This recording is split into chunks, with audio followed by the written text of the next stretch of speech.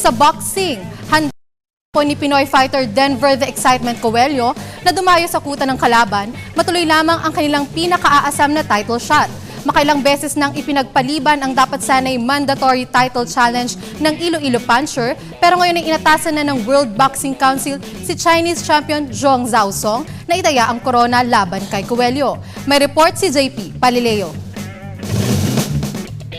Upang hindi na maunsyami ang halos abot kamay na title challenge, willing ang kampo ni Pinoy WBC minimum weight top contender Denver Coelho na magparaya sa lahat ng mga hihilingin ni Chinese champion Zhong Zhaosong. Kwento ni boxing promoter Aljo Haro, may verbal agreement na sila Chinese counterpart Lu Kang na sa June 28 isagawa ang title clash ni Coelho at Zhong, alinman sa Dubai, Macau o China. So 100%, 101% tayo na talaga. Probably June. At dahil batid niya na may takot sa kanila ang Team Zhong, handa umano si Haro na isabong si Coelho maging bahay ng Chinese rival. May linaw na kaming usapan dahil dali ako ng China tapos ito ng Bangkok dahil nakipag-meeting ako dun sa promoter ng Chinese, di ba? Sa manager niya.